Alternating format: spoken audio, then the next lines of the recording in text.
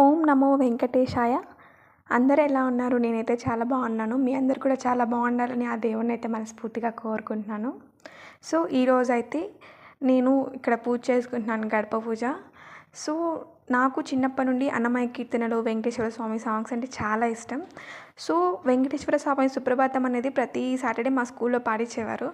అది వినడం వల్ల నాకు కూడా అది నోటికి కంఠస్థం వచ్చేసింది. సో, నేను ఇప్పటి నుంచి ఏమనుకుంటున్నా అంటే ప్రతి సాటర్డే కూడా ఒక వెంకటేశ్వర స్వామి సాంగ్ పాడి యూట్యూబ్లో పెడదాం అనుకుంటున్నాను. సో, వినా వెంకటేశం ననాతో ననాతః సదా వెంకటేశం స్మరామి స్మరామి.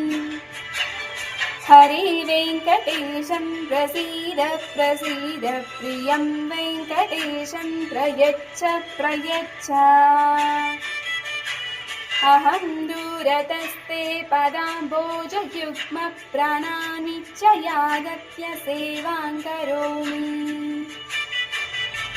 సకృత్సేవయా నిత్యసేవాం ఫలత్వం ప్రయచ్చ ప్రయచ్చ ప్రభో వెంకటేశ. అజ్ఞానినా మయా దోషాన్ శేషాన్ విహితాన్ హరే. క్షమస్తత్వం క్షమస్తత్వం శ్రీశైలశిఖామణి. అజ్ఞానినా మయా దోషాన్ శేషాన్ విహితాన్ హరే.